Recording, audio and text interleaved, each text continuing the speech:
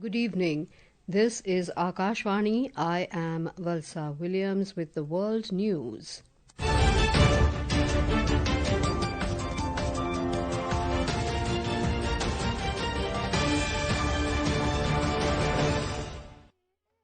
The headlines: India and Paraguay reaffirm commitment to combat terrorism through coordinated efforts at bilateral and global levels. Indian Air Force to participate in 8th edition of bilateral air exercise Garud 25 in France from tomorrow. Ukraine strikes major oil terminal in port city Novorossiysk of Russia. Moscow retaliates with barrage of drones and missiles. Indian Grandmaster Arjun Erigesi storms into quarterfinals of FIDE Chess World Cup, defeating two-time champion Levon Aronian in Goa.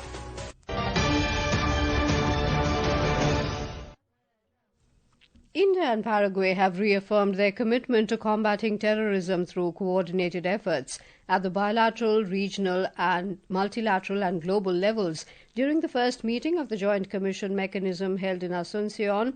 Both sides agreed that terrorism in all its forms and manifestations poses a serious threat to international peace and security. The two sides also expressed their willingness to strengthen cooperation and bilateral coordination mechanisms in the areas of security and cybersecurity for mutual benefit.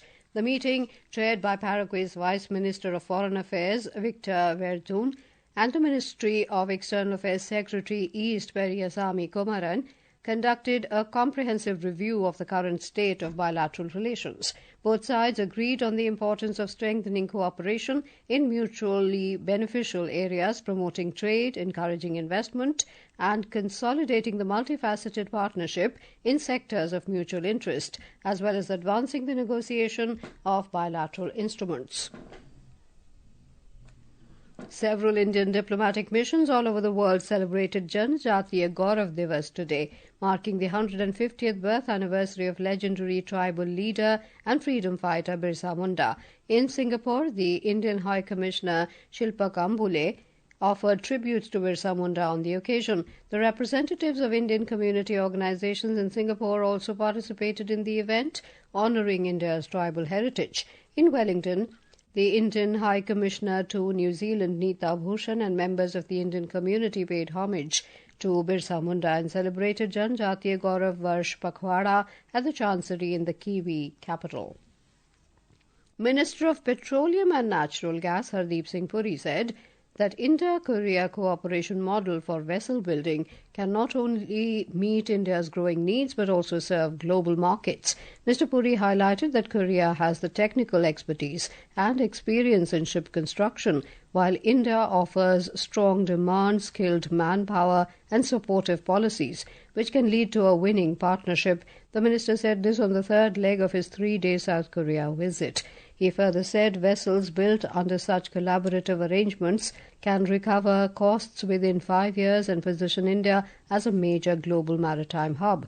During this visit, the minister was briefed on shipbuilding capabilities, advanced vessel construction processes, and innovation in maritime technologies.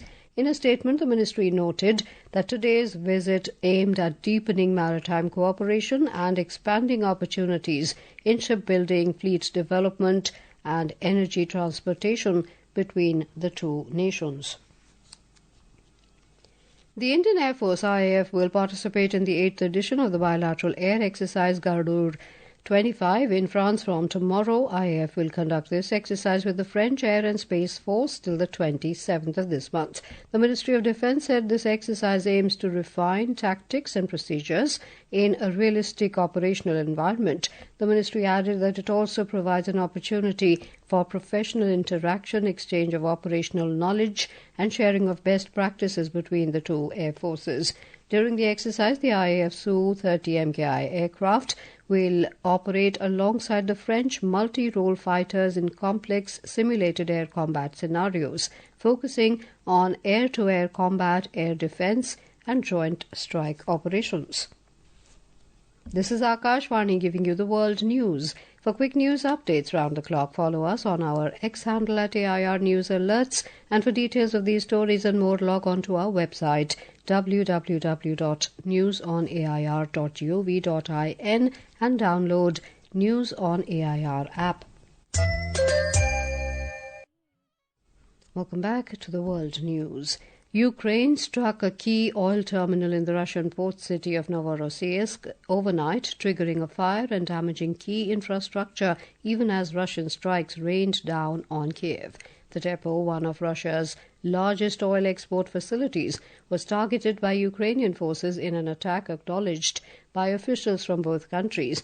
The Ukrainian General Staff said strike damaged valuable infrastructure at the port and oil terminal, along with a launcher from Russia's S-400 air defense system.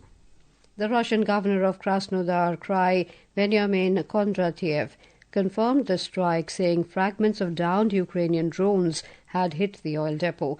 At the same time, Kiev faced another intense wave of Russian aerial attacks. Local authorities said at least 7 people were killed and dozens were injured in the capital.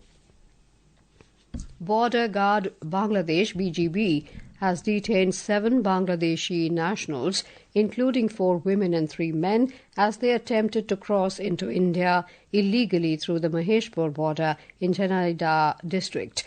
In a statement issued by the Maheshpur 58 BGB battalion, officials said the interception took place today at around 5:30 p.m. during a routine patrol in the border area.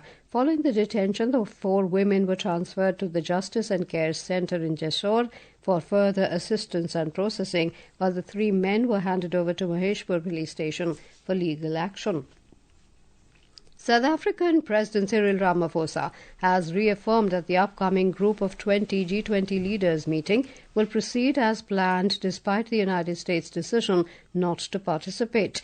Speaking in Kliptown, Johannesburg, Mr. Ramaphosa said South Africa is ready to welcome world leaders and deliver a successful meeting. He added that most of the G20 leaders have confirmed their attendance. U.S. President Donald Trump had withdrawn all U.S. representatives from the summit, citing allegations of ill treatment of Afrikaners and genocide.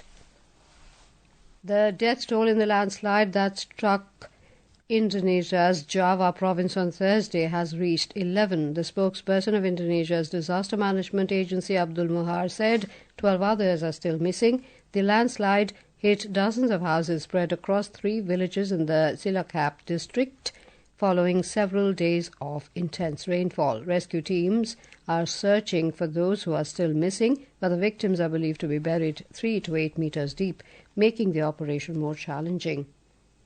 The Democratic Republic of Congo and the M23 rebel group have signed a framework agreement in Qatar to move towards a peace deal aimed at ending fighting in eastern Congo. Representatives from both sides signed the agreement today in the Qatari capital, Doha. Grandmaster Arjun Erigesi became the first Indian player and second overall to qualify for the quarterfinals of the FIDE Chess World Cup 2025 by defeating 2-time World Cup champion Levon Aronian with the blank pieces today in Arpora, Goa. In men's cricket, South Africa ended day 2 of the first test match against India at 93 for 7 in their second innings at Eden Gardens, Kolkata. Temba Bavuma on 29 and Corbin Bosch on 1 were at the crease when stumps were drawn this evening. South Africa leading by 63 runs. Earlier today, India were all out for 189 in their first innings. Greater Noida is set to host the World Boxing Cup finals, scheduled from tomorrow to November the 20th at the Shahid Vijay Singh Pathik Sports Complex. And now, before we close, here are the highlights of the bulletin. India and Paraguay reaffirm commitment to combat terrorism through coordinated efforts at bilateral and global levels. Indian Air Force to participate in 8th edition of bilateral air exercise Garud 25 in France from tomorrow. Ukraine strikes major oil terminal in port city Novorossiysk of Russia. Moscow retaliates with barrage of drones and missiles. Indian Grandmaster Arjun Erigesi storms into quarterfinals of FIDE Chess World Cup, defeating 2-time champion Levon Aronian in Goa. That concludes tonight's World News Bulletin. For more updates, stay tuned to Akashvani. Good night.